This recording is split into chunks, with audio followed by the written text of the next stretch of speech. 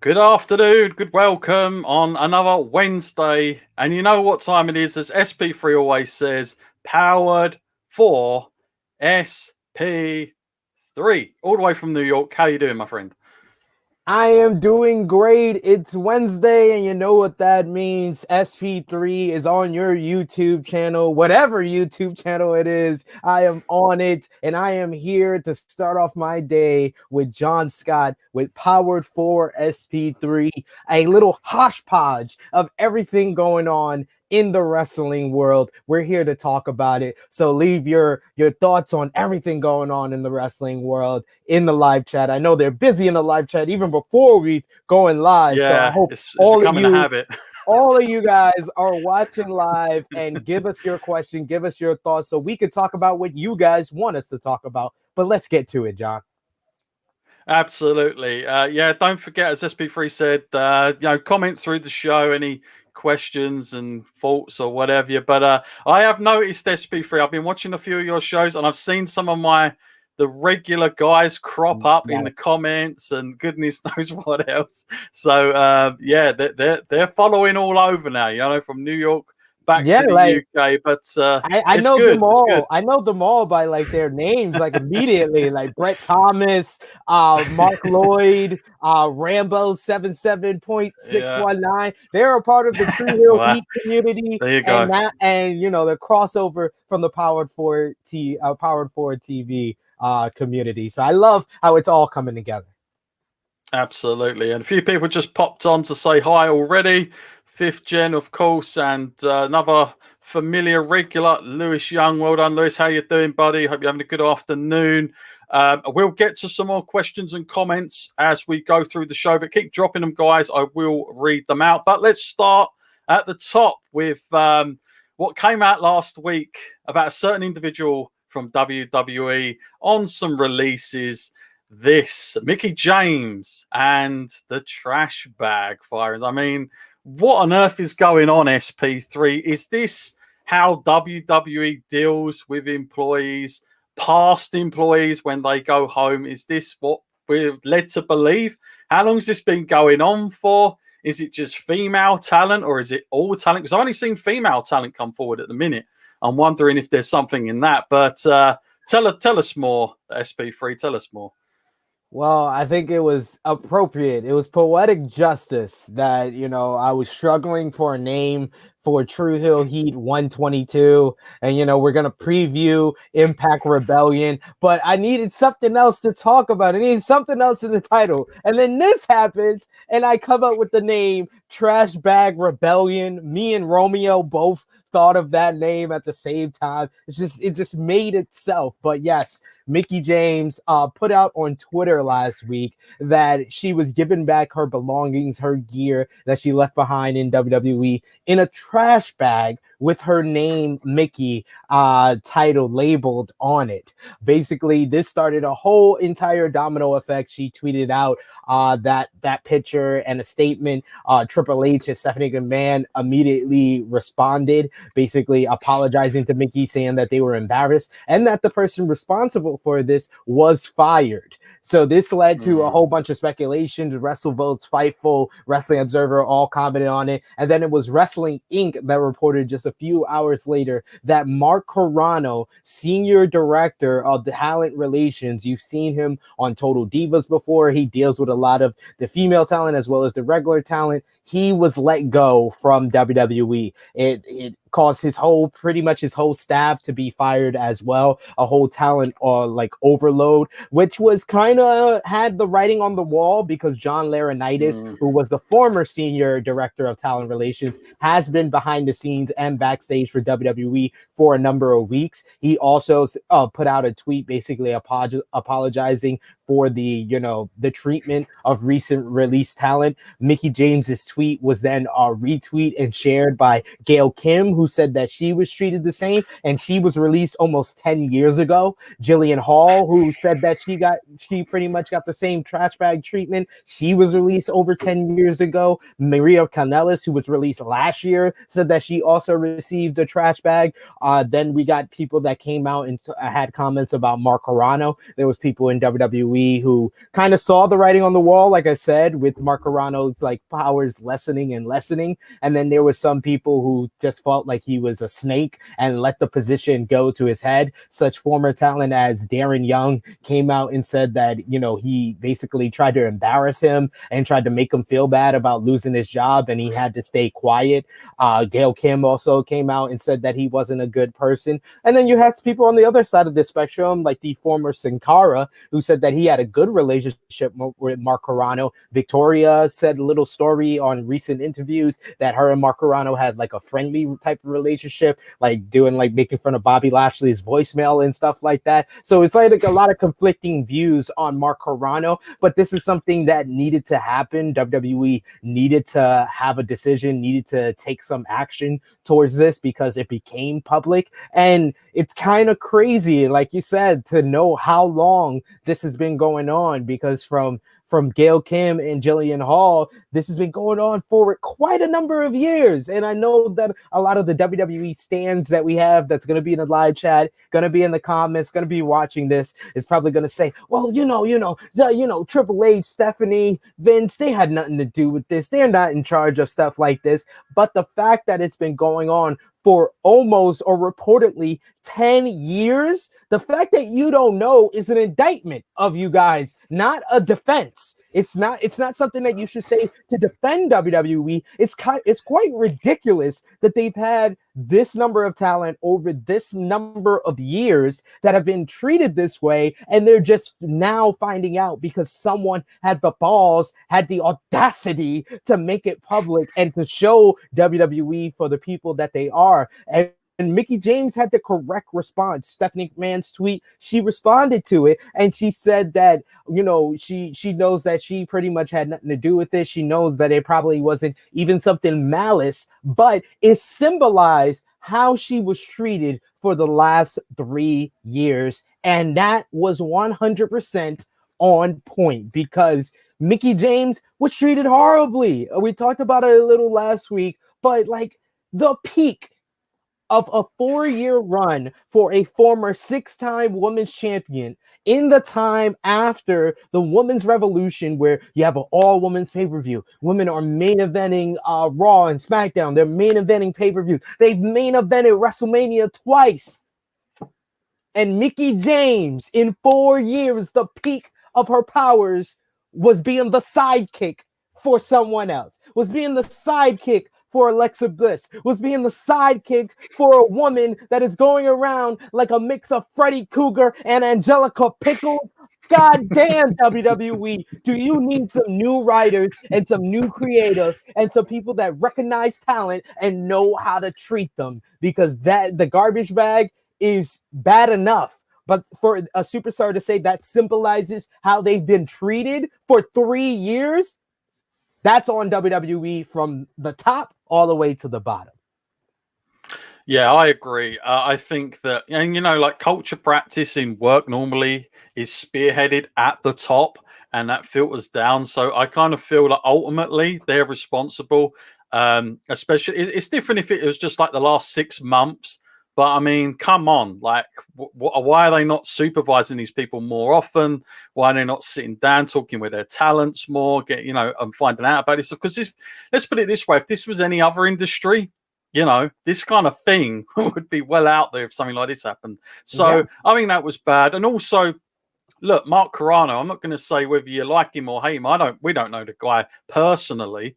However, that's bad practice. So whether he was a nice guy to some wrestlers and not a nice guy, it's kind of neither here or there. I think the practice in what he carried out to send a former employee's stuff in a garbage bag with just their name on it, it's kind of a huge lack of respect.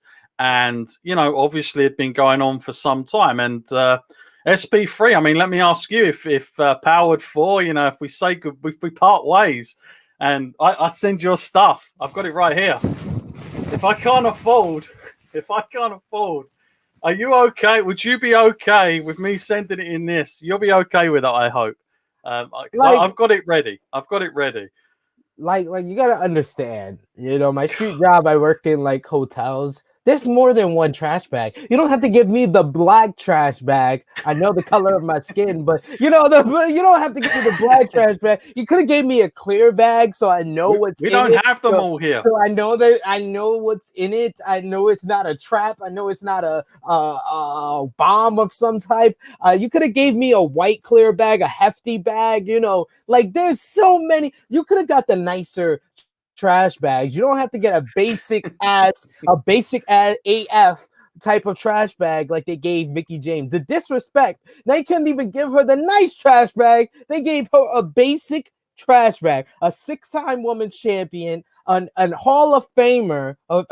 Probably not anymore because she outed them. But as what should be a Hall of Famer, Mickie James gets treated like that. That's ridiculous. I think she'll be spearheaded towards the top now for that Hall of Fame next year. You wait, I'm telling you. I'm almost guarantee you Stephanie will be like, we need to sort that out very fast. Let's get her in the Hall of Fame. But yeah, it was bad practice, very bad taste. And, you know, again, I think WWE, they're always reactional to these things. So they're always like, you know, a little bit step behind. Obviously, they come out, they said all the right things, but, you know, it's kind of like too little too late sometimes. Because like you say, a lot of these previous wrestlers have come out and said, you know, I was treated like that. And, you know, you're absolutely right, SP3. Mickie James, she had the balls to go out, tweet the damn thing. Hey, Stephanie, hey, Vince, you know, cheers for this. You know, good on her for doing that because, you know, she's just got nothing to lose. I guess for a lot of other talent, as I know a lot of fans said, well, why didn't they come out before? But you've got to remember, WWE for a long time was the only place you could go and work for serious guaranteed money. So if further down the line they want to get back in there, guess what? You got to try and keep peace with these people. I've seen it all the time. So that's maybe why that happened quite a bit. But yeah, pretty bad. Mark Lloyd says, will they send Mark's stuff in a black sack bag? Well, who knows? We'll see how his stuff gets there. Maybe he'll tweet back something going on. Yeah. Fifth Gen, the major corporation, but yet they still run it like it's a carnival. Yeah, very much so, I'm afraid. Well, I mean, I'm sure there are other things that we'll never know about with some of these stuff as well, SP3, right? So anyway, listen, I'm going to get to some of the comments because I can already see them mounting up. So I'm going to get through these a little bit. Our boy is back. The one, the only, Brett Thomas. Biggest fight of the year just got announced. Logan Paul versus Floyd Mayweather. Now we all know Floyd is the greatest, right? Let's say the upset of upsets happen and Logan wins, and that is followed by WWE will have to pay Logan Brock money. WrestleMania main event to face Roman, because let's be serious, who in WWE in legit shoot boxing fight could or even would try and beat Floyd? Logan, be real. So there you go. SP3, you know, we don't like to mock these things anymore because, you know, we had egg on our face at WrestleMania. But if the upset of upsets happened, and, you know, this fight has been made, amazingly, is June the 6th. If Logan Paul comes out with a victory, the WWE go, you know what? Main event next year, WrestleMania. So I know you guys got Big Fight Weekly, talks about MMA, mixed martial arts, boxing. Stu's not happy. Stu Great is not stuff. happy. Great stuff. And I know Stu's upset because Stu didn't like Pat McAfee coming into wrestling. So I know he does not like the Thriller era and Jake Paul and Logan Paul mixing it up with boxing. And the idiot UFC fans, I haven't watched a full UFC card in years. UFC 261 was the first UFC card that I've watched in years, and it's one of the best UFC cards of all time, honestly. Like, and even like people that watch it regularly have told me the same thing, and I was thoroughly entertained. You had leg injuries, you had guys getting knocked out, movie type of knockouts. It was great stuff. Doug Rose being the star that she is, great stuff all around. But who was the most trending person coming out of UFC 261? Any guesses? Was it Usman? Was it Masvidal? No, it wasn't any of those guys. You know who it was?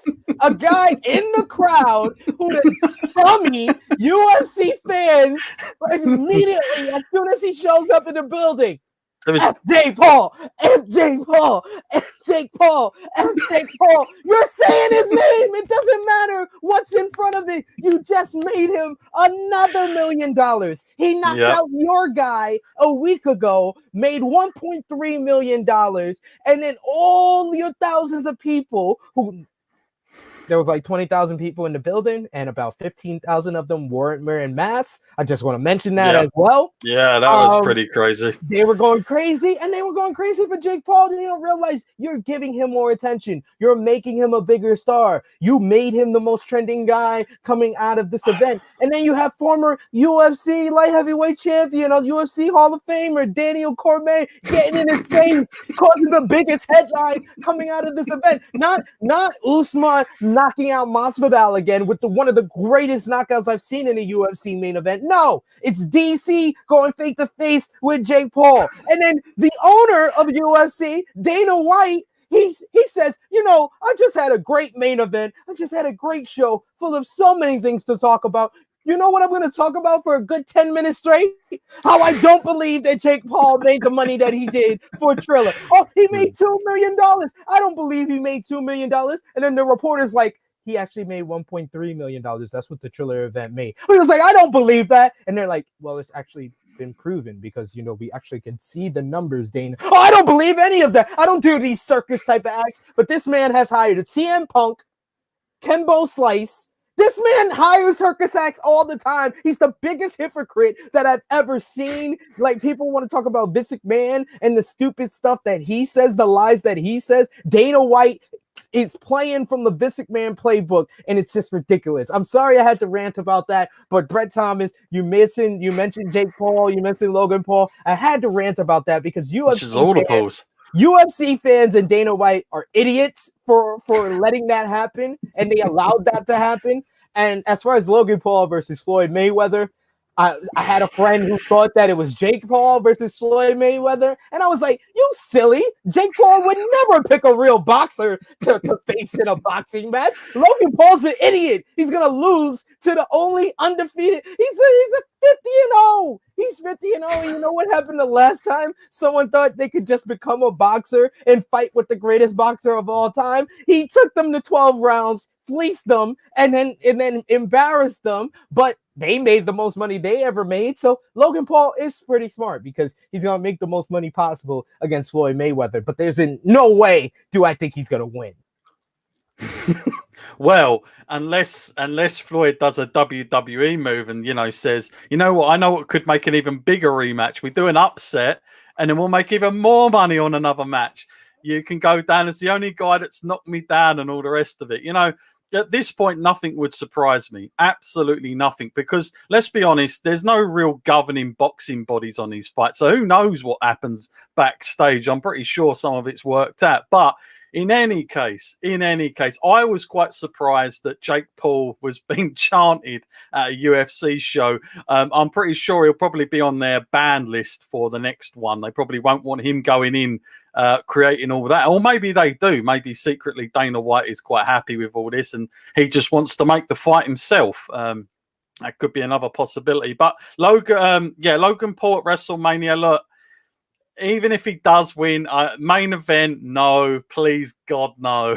Against Roman, no. I can't take it anymore. But who knows? But it would make, I mean, if he did beat Floyd, it would make what happened at WrestleMania between him and Sammy and Kevin look pretty stupid. But nonetheless, Rambo, he's another regular fan. SP3, I know a few years ago when Seth thought he was the man of WWE, and became the company guy, he attacked Will on Twitter and made passing comment about the height.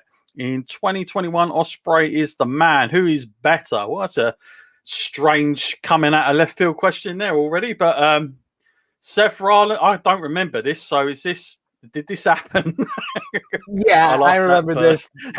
Okay, good. This was in 2019. Seth Rollins decided to become the #1 WWE kiss ass, and he went over Twitter and started attacking Will Ospreay. He said that WWE has the best wrestling in the world. So Will Ospreay responded, and then he tried to shut down Ospreay by comparing like bank accounts and everything. But it's just like, you're talking about wrestling. What does bank accounts have to do anything with it? Like, he just made himself seem stupid. And honestly, that was like the whole downfall for Seth, which led to him turning heel because the fans stopped liking him because of his horrible Twitter game.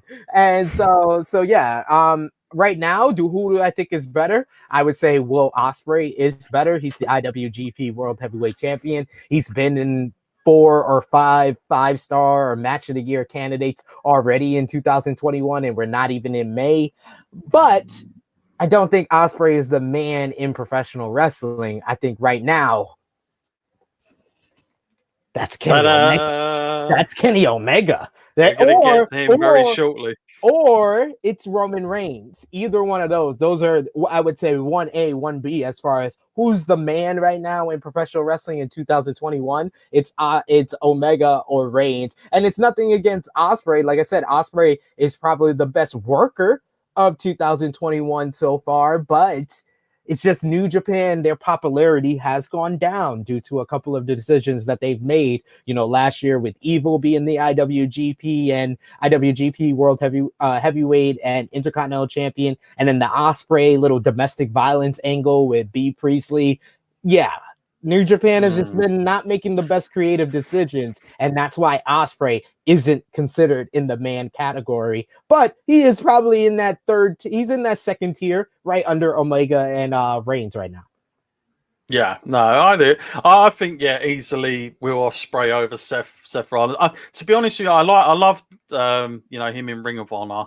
But in WWE, as much as I enjoyed him in the Shield, as soon as he done that turn, I've never really believed in him enough, and I don't even think the company has to a degree. I know he's had clean wins over Brock at WrestleMania, but that still didn't do it. And he's just one of these guys that I think is always going to be a solid guy to if you need a good match or you need somebody. But being the man, I'm not so sure. But also, further to that point, Kenny Omega. Listen, I remember Kenny Omega before AEW was a thing, and the myth of Kenny Omega, people in WWE then were slating him like they are with Will. And I think it's just that thing about, you've got to be in the WWE to be at the top, when clearly in this day and age, that is not the case. Social media has changed that. You can, and do you know what? Even financially, Chris Jericho spoke about this many a times. You can make some seriously good cash doing a lot less on the road for New Japan than, being on a WWE crazy schedule. So that's another argument for another day as well, I feel. But comment here. Dana White is always big mad. There you go. So that's what he thinks. We've got another one. What is this? So as greetings and hello. Yes, from Nevada. Lovely. Fantastic. Next up, though, to your point, of course, is this. Omega becomes the Impact World Champion, the belt collector, the pay-per-view that I watched, and I tuned into your review over at Tru Heel Heat Live. I was absolutely exhausted by that point, I have to say. But I did watch the pay-per-view. Not kind of like I was. I'll be honest with you. I'll make an open admission here. I wasn't very well that night, and I thought I couldn't sleep, and I thought, hang on. Impact's got a pay-per-view going. I'll switch that on. So I was a little bit in and out, but I did manage to see the bulk, and it was, I haven't watched an Impact pay-per-view in God knows how long. I quite enjoyed it. It was very watchable. Yeah, decent show. I mean, they've obviously not where they were, but I don't think that's a bad thing in this day and age. And I quite enjoyed the some of the matches. And although I haven't watched the product continually week by week, they did enough to be able to bring a casual person like me into it and know what the hell was going on and what means more and all the rest of it. But for you, what does this symbolize by Omega becoming the Impact World Champion? Is this as big of a deal as what we're led to believe, or is this part of the character itself that they're building towards the future? Are we going to suddenly see Nick Aldis defend his NWA title, for instance, and have that sorted out? I mean, that would be a good match. I think that would be a better match. If I was going to book a match, I reckon that would be pretty decent. But I don't know, Billy Corgan, the history, I'm not sure where he's left with Impact. But yeah, tell us more, SP3. Well, I thought that the Impact Rebellion pay-per-view overall was one of Impact's best pay-per-view of the past 5 years of this whole Don Callis, Scott D'Amore era, which has really consistently been either good to great pay-per-views ever since April of 2018 when they had their first official pay-per-view under their new era with Impact Redemption. We've seen plenty of great pay-per-views, but this one from top to bottom just had it in spades. Like the opener was just X Division 3 ways of old. It was like a throwback to the old school TNA with Josh Alexander, TJP, and Ace Austin for the X Division title that had a new champion in Josh Alexander. You had some old school type of tag team wrestling with FinJuice versus Good Brothers, with the surprise finish of FinJuice getting the victory and retaining the titles over the Good Brothers. And then you had an all-star type of main event, a big time main event that felt big, that felt huge, and it was thanks to the vignettes and the promos that they showed before on the pre-show, and it was also due to the promo work throughout the night. Rich Swann had a great babyface promo about overcoming the odds, how this is the biggest match of his career, but it's also the biggest match of Omega's career, how he's trying to get 2 titles in one. And then Don Callis has just been absolutely superb in his role as the manager of Kenny Omega. He just puts over everything so well from Rich Swann. He built him up so well. He built up this match so well, and he builds up Kenny Omega like Kenny Omega is the greatest wrestler of the past 3,000 years, the past 10,000 years. Kenny, by God, Omega. I just love the introduction. I love it all. And this match was just brilliant. It had tremendous storytelling. There's just Omega focusing on the neck and the back of Rich Swann to set up for the One Ring Angel. It's just that classic type of heel psychology that he was working, just going after the neck, attacking it and attacking it and attacking it. And even the way that he uses the V triggers. Like, I got into a little debate with people in the live chat on the Rebellion live stream where people say, oh, Omega doesn't work like a babyface. He works like a babyface. He doesn't work like a heel. No, actually watch and pay attention. He's working like a heel. He's working the body part. He's focusing on it. That leads to the finish. That makes the finish make sense. And he's actually doing the subtle things like his facial expressions, like the way he was attacking Rich Swann and the way he used the V trigger as just this like assault weapon that he just relentlessly kept hitting Rich Swann in a way that it became infuriating. It's like, how many is he going to hit? And that's the whole point. He doesn't want you to like the V trigger. The first time you see the V trigger, you're like, wow, that's awesome. That's so impactful. Second time you see V trigger, you're like, damn, he's going to take his head off. Third time you see the V trigger, you're like, okay, this is the third one now. Fourth time, you're just like, okay, can he stop now? And that's the whole point. That's heel heat. That's making you not want to see it. That's the whole point. Like, when he's a babyface, he's doing it. And when he does it at nauseum, I don't think that's the most effective way to be a babyface. But when he's using it as nauseum, as a heel, it makes sense. And it's great heel work. It's making you not want to see it. And it's making you not want to see him win. It's making you want to see Rich Swann make his comeback. And Rich Swann was just great. He had impeccable selling. I will say, like, the final 5 minutes, he kind of hit a wall where he's not used to having that long of a matchup. I think the typical Impact main events go between 18, 20 minutes. This was a 23-minute match. So the last 5 minutes or so, you could kind of see he was tired, but Omega was just at another level. Omega, like I said, he's the man right now, in my opinion, because, you know, although Roman Reigns is in the stretch of his career and doing just spectacular promo work, spectacular character work, and he's great in the ring, it's really just the pay-per-views. It's really just the pay-per-views, because we don't really see the Roman Reigns title matches or matches on TV that much. We got the exception this coming week on SmackDown when it's Roman versus Daniel Bryan. But Omega, we're seeing it quite often because we see it on Dynamite in matches against like Rey Fenix, which was amazing, 5-star matchup to kick off the year. We're seeing it in matches on pay-per-view, like the Revolution match, the exploding barbed wire match with Jon Moxley. Before the bomb, that match was incredible. That was great matchup. It's just they had a dud bomb. And then you saw it here. He had a great match with Rich Swann. So he's having different type of matches, because his match with Rey Fenix is not the same as his match with Rich Swann. His match with Rich Swann is not the same as his match with Jon Moxley. He's doing it with different type of competitors, and he's doing it in different ways to make each of them terrific in their own way, while Roman Reigns pretty much has a similar match with Daniel Bryan that he will have with Jey Uso. That's the difference, and that's why I think Omega is the man right now. As far as him winning the Impact World Championship, I think it's huge for Impact. You got so many... Okay, I think another rant's coming on, John. You got so many fans who don't understand business, John, and the people watching that ask the question, this idiotic question: what is Impact gaining from this? What does Impact? How does this benefit Impact? Well, let's see. Let's break this down and let's just look at the facts and the numbers. Do the maps. TV ratings since December overall on Access TV with Kenny Omega, on appearances where Kenny Omega shows up, it's up over 30%. Their views on Twitch, which, you know, Twitch views, it's neither here nor there. I don't really watch Twitch. I don't really know about it, but I do know the numbers. They're up about 15 to 20% on views on Twitch. They had their second largest buy rate in the Anthem era for Impact Wrestling at Hard to Kill with Kenny Omega in the main event.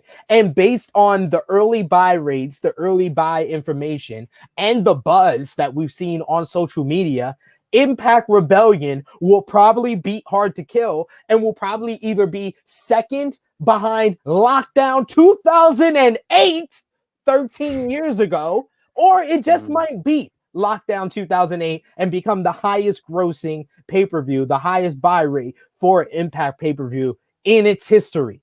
So how do you ask the stupid freaking question, what does Impact gain from this? Eyes on Impact. You could be upset that AEW didn't promote Rebellion. You could be upset that AEW didn't promote this title versus title match. Okay, whatever. I've tried to rationalize it to people. I'm not going to try to rationalize it now unless we have a comment in the live chat. But I'll try it. If we have a comment in the live chat, that's the only way. But I'm not going to do it right now. But Impact is gaining eyes. They're gaining popularity. And this is the most that the wrestling community has talked about Impact in a positive way, or in a way of what's going to happen in the future, and cared about what's going to happen in the future for Impact Wrestling in probably a decade. So people need to relax, let everything play out. I know we hear that line a lot in WWE, and it doesn't work out that well. But in AEW, in Impact Wrestling, they have allowed us to say, let things play out and let us see how it happens. And in the end, I think we're already seeing the benefit for Impact with Kenny Omega as the world champion. Yeah, no, I agree totally with everything you've just said. I want to reinforce that only to my listeners, because I do get emails from various people telling me how bad this all is and everything else. And I have to kind of remind them that, you know, look, Impact, TNA, whatever we remember it was, is now not the same. Hasn't been the same for a long time. They have rebuilt. They're a completely different brand.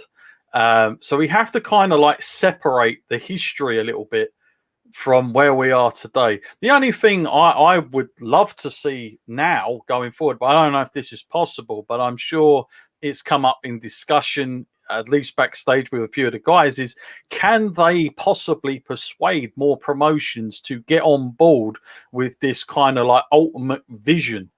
Obviously, egos aside, money might have to be a little bit of a factor there. But is this something that the likes of, I don't know where Ring of Honor stand with AEW, if there's bad animosity there between those guys leaving or whatever, or an NWA, like I said earlier, are those possible things? Because obviously we've also seen New Japan. They've toyed with the idea over social media with Will Ospreay and Kenny Omega as well. But again, that just might be a bit of banter for themselves. Because at the end of the day, these wrestlers on the independent market, more or less, they kind of get the business side of it. So they create these seeds now so that if there is a payoff down the line, they can always revert back to it. And it always comes out better. But is this a possibility, SP3? Is there a possibility for like Ring of Honor to get involved in this? Well, just up more. I mean, if he's going on this belt collection spree, who else could he get involved with that? You know, because I guess it has to be a certain level of promotion, a certain level of title.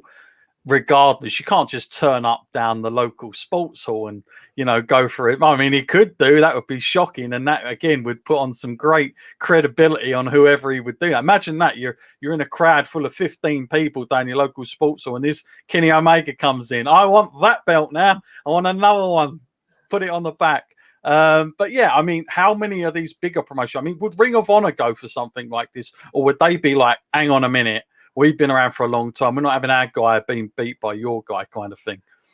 I wouldn't mind him going for the Ring of Honor title because I feel like the Ring of Honor title is one of the more prestigious championships based on the champions that they've had and the way they protected that title.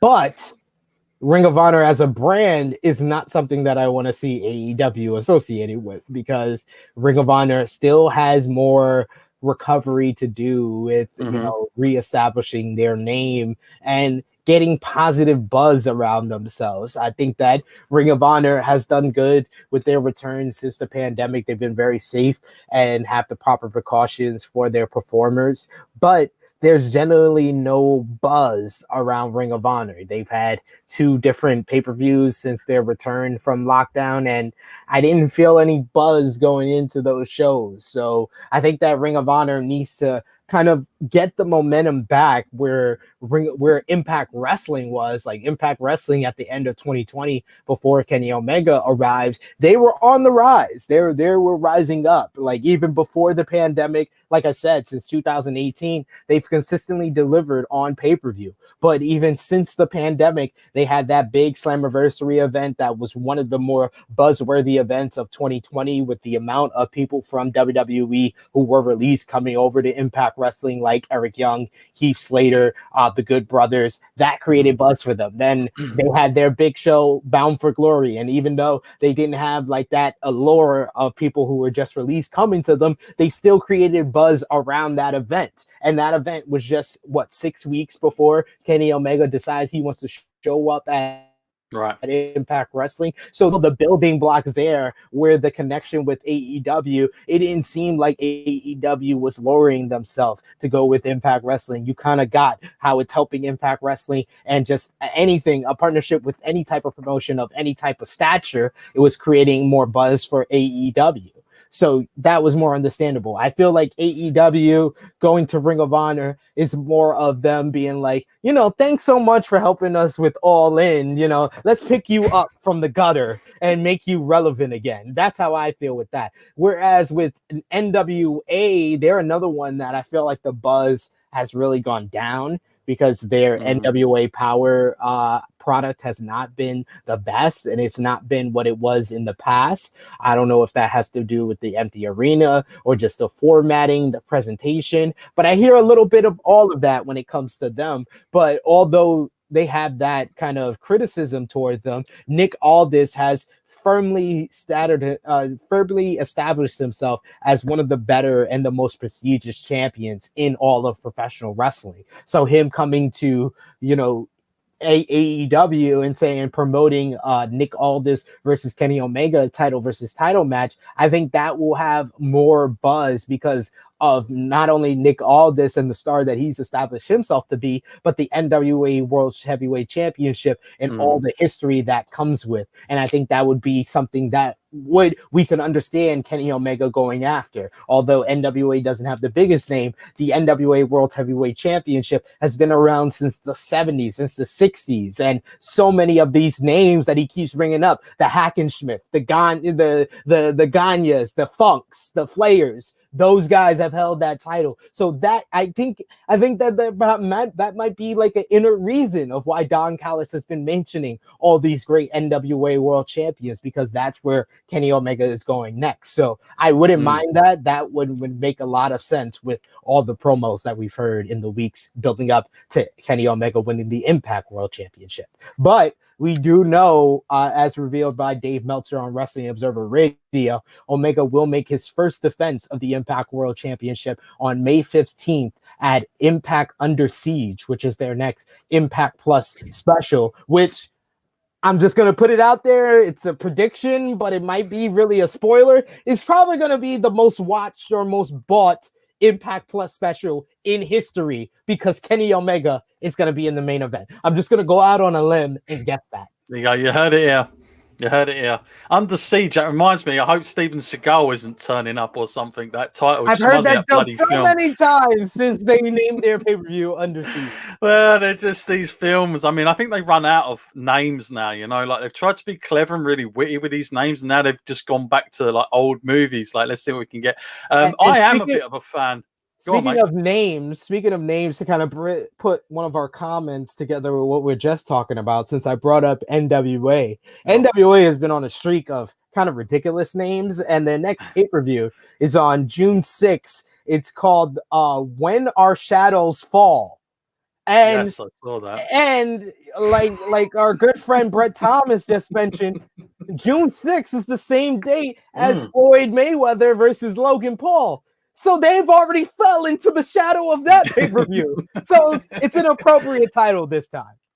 Yeah. Well, what a shame for those guys. They must have been gutted when they heard that news 48 hours ago. But I've got to say, I am an NWA Power fan. I've always liked it. For whatever reason. Recently. It's you know what it is? This is the only reason. It's very easily digestible. It's a very easy watch, and that's why it wins with me every time. And I'm a bit of an old school fan like that, and I can appreciate it. I will say I agree with you. Unfortunately, without the fans, which is kind of weird because you'd think if anyone could do no fans the best, it would be them because of that studio vibe they have, and you kind of feel it coming on like forced laughter and all the rest of it.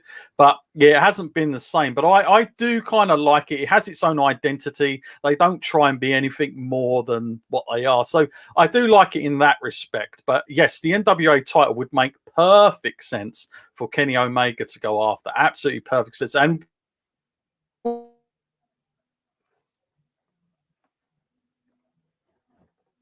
Uh-oh.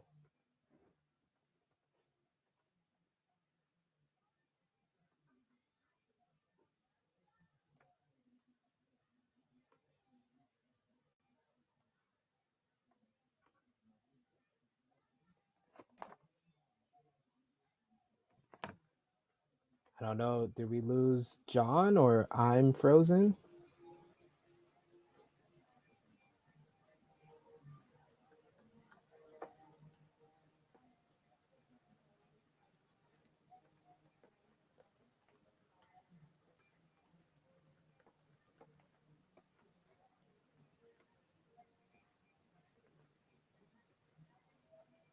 Oh, we lost John. Oh, it wasn't me. I thought it was me, folks. I'm sorry about that. I was like, am I the one that's frozen or is it John Scott? But yes, we now know that it was John Scott. He's frozen. He's frozen in time, but he'll be back with us. But yeah, like I said, the Kenny Omega winning the Impact World Championship is nothing but good for Impact Wrestling. I'm looking forward to Under Siege. Let us know in the live chat for when John gets back with us, who you think Kenny Omega is going to verse at Under Siege on May 15th. I believe that it's going to be Eddie Edwards. I think either Rich Swann or Eddie Edwards would be the right choice. They've already been mixing up with Kenny Omega and the Good Brothers, so that would be pretty interesting in my opinion. I apologize once again. I thought I was the one that was frozen. Sometimes my internet is a little wonky, so I apologize that I was quiet for there because I was like, "You're frozen on my." But yes, this is the magic of live streaming on YouTube. So let us know in the live chat anything else you want to talk about in the wrestling world, because we got to talk about, of course, WWE NXT last night. It was a quite an interesting episode, in my opinion. I call it the yes but episode. Although 3 segments really stood out in my opinion. I really enjoyed the promo segment between the Grizzled Young Veterans and Tommaso Ciampa and Timothy Thatcher. I think those two teams kind of make a cool dynamic against one another. Grizzled Young Veterans are like the top heel tag team in NXT right now, and just talking about how MSK wants to verse everyone but them. And then you got Tommy and Timmy. Toothless Timmy and Bald Head Tommy. They just make a cool babyface tag team. They're just badass, yet they're a little bit funny when they kind of talk about the stuff. They have this like sarcastic nature to them, so it makes a cool dynamic. And I enjoyed that promo exchange. And then bringing up the take your shoes off if you hate Gibson. Take your shoes off if you hate Gibson. I love stuff like that. It's a throwback to those UK crowds that I miss so dearly. And I think he's back with us. The man of the hour. I tried to hold it down talking about WWE NXT. He's turning on his camera. He's getting his camera situated right now. But yes, I really enjoyed that promo exchange, and I'm really looking forward to Ciampa and Thatcher versus GYV in hopefully maybe for the number 1 contendership for the NXT tag team titles, possibly. You also had the other segment that stood out to me was Cameron Grimes, straight to the moon, my good brother Cameron Grimes, and him getting bought out by $1 Million Man Ted DiBiase. He's at a jewelry store. We saw the setup earlier in the night where he's at a jewelry store. He's trying to buy the most expensive thing in the jewelry store.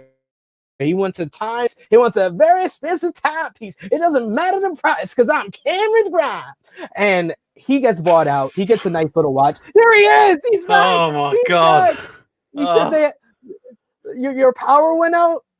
Yeah, my power went out. I thought it was Tony Khan. He's just shut down my internet. He's had enough of hearing my stuff about NWA.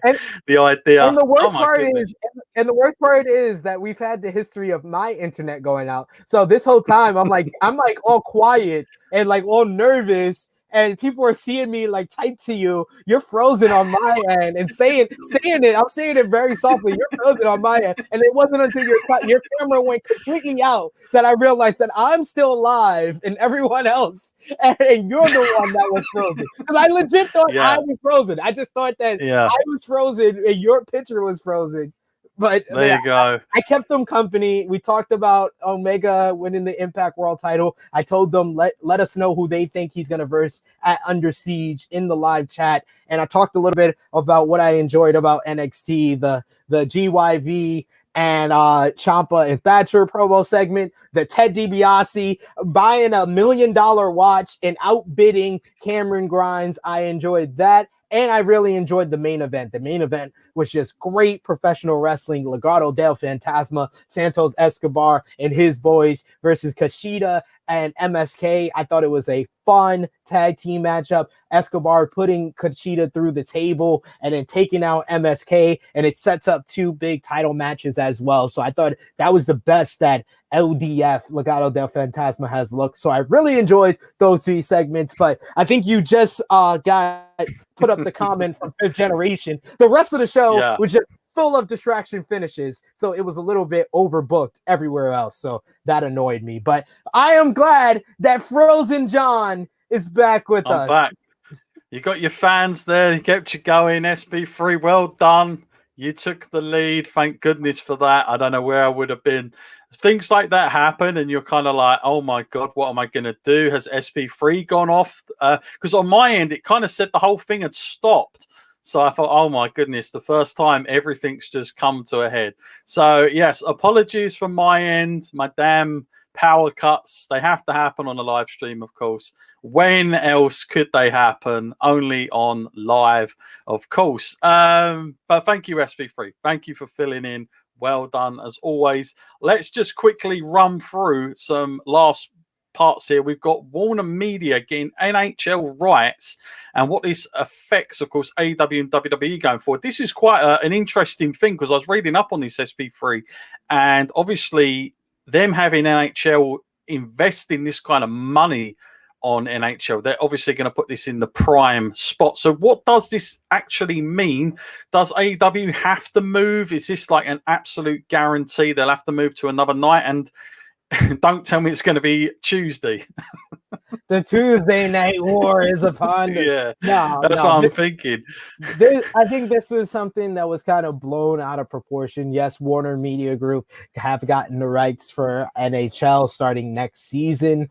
But this kind of puts egg on the face of WWE, because WWE moved from Wednesdays to Tuesday because they thought that USA and NBC was going to get the rights to the NHL and that they would run the NHL on USA on Wednesday. So that's why they made their move. They tried to make it sound like, oh, there was never a war. We were never there to hurt their audience. We were just on Wednesday because that was the day we've always been on. You know, we just got a TV deal like 2 weeks before AEW came up, but you know, it was a part of the plan. It was all a part of the plan. I think that more than anything, this is going to probably affect them on an end that we don't understand really, which is started as like advertisers. Advertisers for Wednesdays will lean more towards hockey over wrestling, but AEW has done very strong on Wednesdays. So what it seems like Warner Media is doing is they're going to put the NHL games on Wednesday on TBS. So it should not affect AEW at all. Like I said, the most this does is put egg on the face of WWE because you guys moved off of Wednesday. Everybody's been saying, you know, it's not because AEW has been whooping their butts for 60 out of 72 weeks. They won of the Wednesday night wars, the imaginary wars, as WWE wants to refer to it. And now there was no reason to do that. You could have just stayed on Wednesdays and keep hurting AEW's audience and not allow them to get 1.2 million the first week, 1.1 million last week, to their second and third highest viewership of all time. And if you go back to Wednesday, it makes you look bad and it makes your move obvious. It makes you just seem like, yes, you just going back to Wednesday to hurt AEW's audience because you've gone to Tuesdays and you've done 800,000, you've done 841,000 last week. You are getting more viewers and you are establishing yourself as something to watch when it's first running on Tuesday nights. So you don't go back to Wednesday. So this has just created, WWE is getting what they didn't want. And that is AEW without competition able to grow their audience on Wednesdays. So the NHL rights thing, I think for right now, it's something that, you know, we don't have to be too worried about it affecting AEW or WWE. Thank you, Mark Lloyd. Yeah. I appreciate it. You've stepped up to the plate now. He's also got a very interesting matchup that you sent on earlier. I'd love to see Nick versus Kenny versus Will versus Roman. I've got to say, I don't see that one happening anytime soon. Yeah, you know. What a fatal four-way. Any WWE versus AEW dream matches, I'd just be like, yeah, that would be great. It's never going to happen, but it would be great. Great name power in all that. I've got to be honest. Great styles conflict in all that. But who would you have? That's the thing. Is it Kenny all the way, or do you have someone random like Nick Aldis just picking up everything? I mean, if it was WWE, there's only one winner there, I'm afraid. If it was at WrestleMania, there's only one winner. He'd probably pile three of them. Stack them. Stand on them. Pin him. That'd be the finish. Yeah, that'd be the finish there. But like the idea, like the fantasy booking. What about this then? Big Cass coming into Rebellion as well. We forgot to pick up on this. Of course, you might have mentioned this while I was off SP3. I'm not sure, but name change. I'm never a big fan of name changes, but I know they have to because of the bloody trademark reason, all the rest of it. There's always a pain in the backside to me, but the name changes is a bit of a shame that they have to do this. But Big Cass, I've got to say, I loved him and Enzo, but when he broke off to kind of do his own thing for a while, I was always kind of thinking, I just don't know if Big Cass is that likable. And then obviously they did turn him heel. And then I think Vince, for whatever reason, maybe, I don't know, maybe he just thought he wasn't the guy he thought, but there was always something missing with him. Do you think that he, again, much like Drew McIntyre went away, came back, is he another guy that potentially could make a name for himself here on Impact and then maybe end up AEW as like a big star, or what do you think? I don't see him going to AEW anytime soon. I think that this was the best move for his career because Impact Wrestling has shown itself as a place for people to, revitalize themselves, get their name back on the map, and establish themselves, even if it's in a role that's very similar to where they were in WWE. I think like someone like of Matt Cardona or a Brian Myers, they pretty much on Rebellion, they had a pretty good matchup, but it was pretty much the same matchup they would have had in WWE. They're the same performer, so they're going to probably be in the same spot in Impact Wrestling. And then you have someone like Eric Young, who was never really utilized in the best way in WWE. No, he wasn't. And now he's come to Impact Wrestling. He's won the world championship. He's the leader of his own stable. They've really shown the value in having Eric Young on their roster. So, Big Cass, now the new W. Morrissey. I think it's a goofy name. Yes, it's his real name. His real name is William Morrissey, but Morrissey, I think it would just be fine on its own. The W. Morrissey. I was going to say, what is that? It makes him sound like a freaking lawyer or like a PhD. I don't know. It's weird. Yeah, it's just weird. Yeah. So yeah, they should probably just call him Morrissey because Morrissey just. I like the name by itself, honestly. The W. Morrissey sounds goofy, but Morrissey by itself, it sounds kind of intimidating. It sounds like a bigger type of guy, and he looks like he's in incredible shape. That's not Big Cass. That's jacked up Edge. Just 7 feet tall. He looks like in the best shape of his career. He's really transformed his life by recovering from his addictions and alcoholism. So I'm glad that he's been able to kind of make a new leaf on his entire life and get back into this incredible shape to have this opportunity in Impact Wrestling. So I'm really looking forward to his debut this coming week. I'm really looking forward to his alliance with Violent by Design, which I feel is one of the better stables and better stories going on in Impact Wrestling. And yes, W. Morrissey Esquire would sound a whole lot better than W. Morrissey. I like that. I like great call, Fifth Generation. Esquire. Yeah, Esquire. I like that too.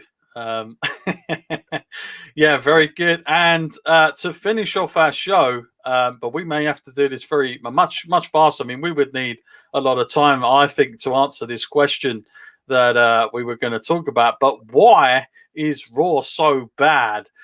In a nutshell, I gotta say, I can't sit through Raw anymore. SP3, I can't sit through Raw anymore. It's too long.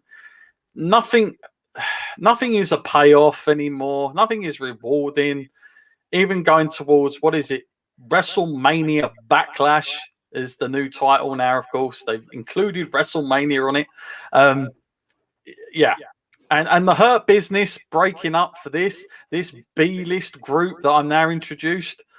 What was the point? Honestly, what was the point? But go on. I mean, what? In all honesty, what can you do? And why is Raw so bad? Like John, we usually talk about back end stuff off camera, but I'm talking about it on camera here. This has been the biggest struggle for Tru Heel Heat is finding someone to review Monday Night Raw. because people legitimately don't want to watch this goddamn show. Like, we had a gimmick at first. Oh my God. We had Drunk Guy JJ do Going Raw with Drunk Guy JJ, where he drank. He had. He can't shots. even drink through it. He drunk shots for every bad segment. And then his doctor literally told him that it wouldn't be wise for his health to continue watching Raw if that was the concept for the show. So we had to cancel the show.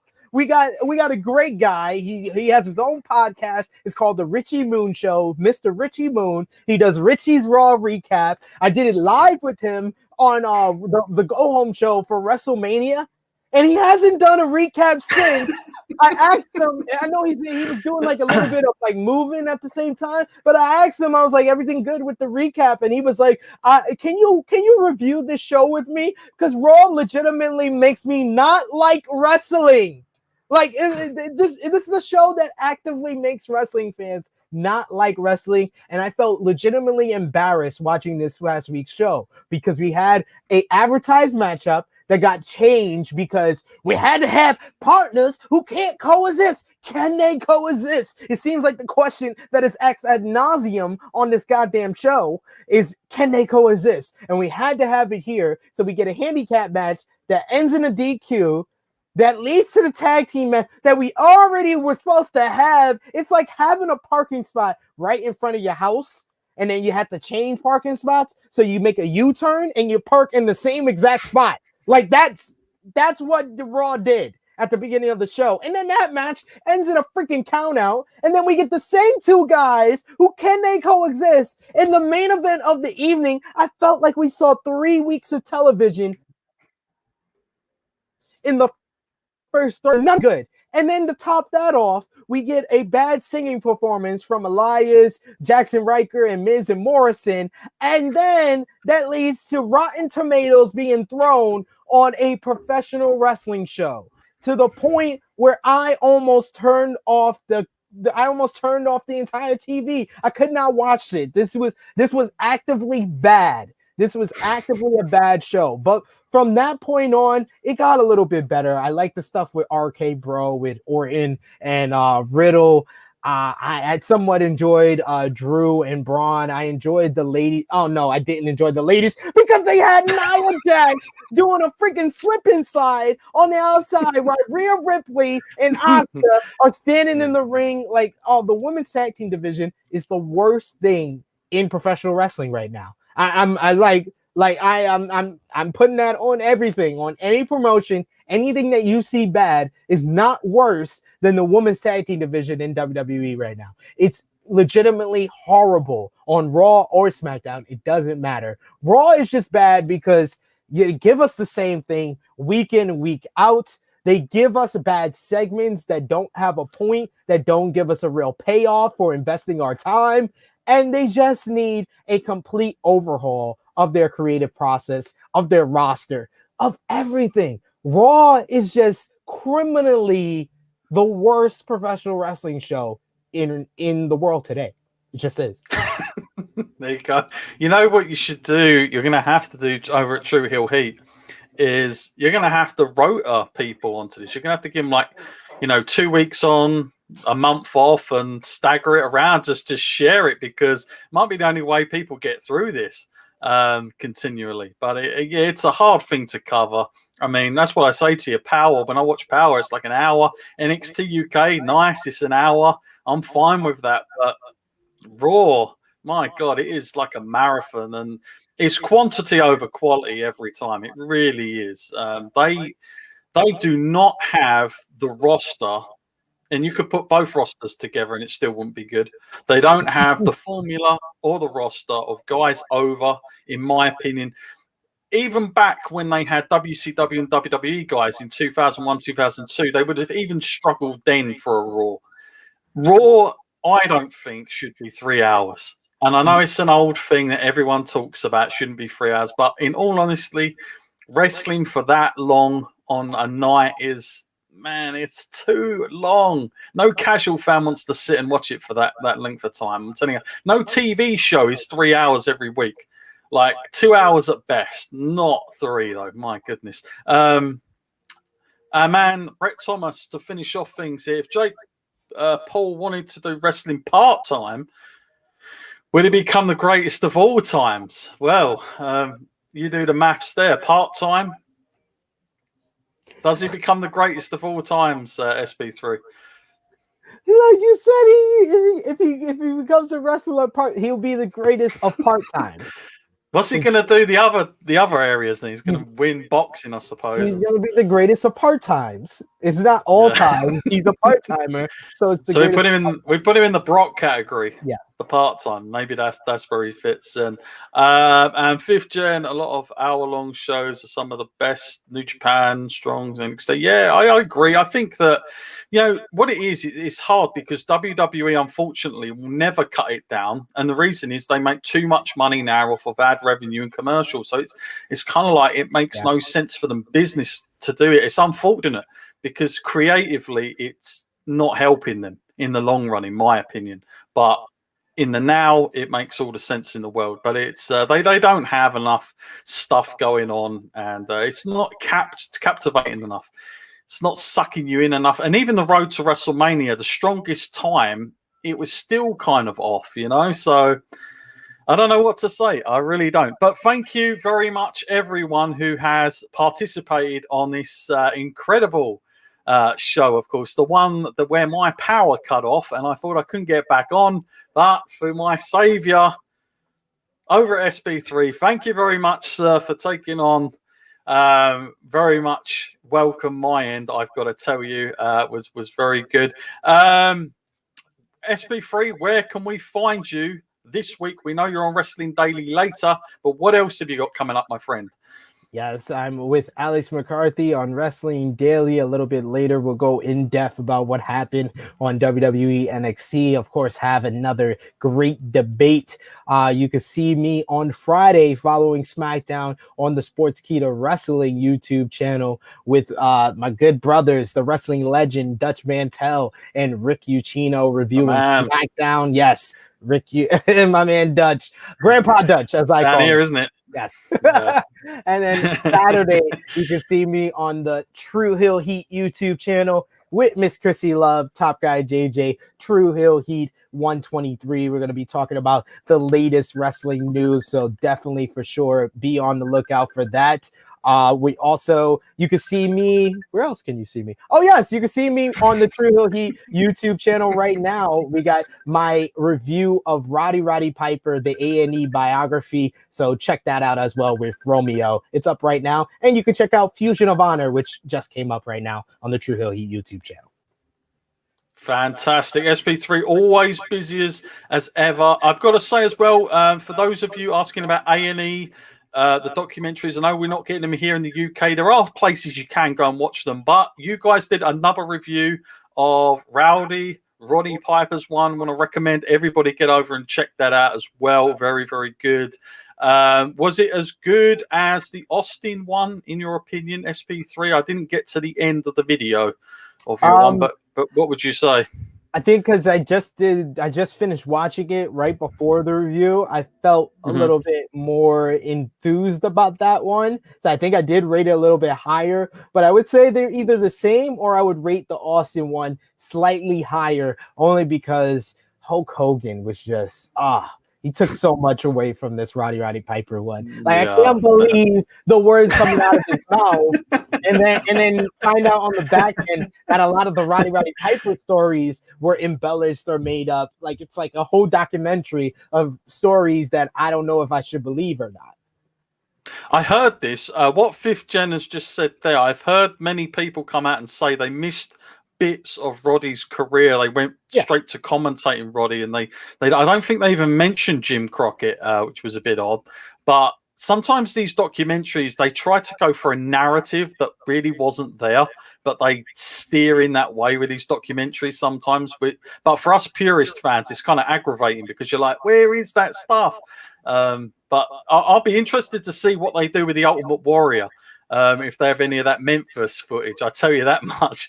Yeah, I mean, I would say even more than the Jim Crockett stuff, because the Jim Crockett Mid-Atlantic stuff were kind of like mixed up so you could focus more on the Mid-Atlantic stuff when he came in as a commentator leading into the Great Valentine feud. I feel like the stuff that was really missing, other than footage of it, was his time in WCW. They didn't really talk about that at all. Like, really, his wrestling career, they pretty much stopped talking about after WrestleMania 1.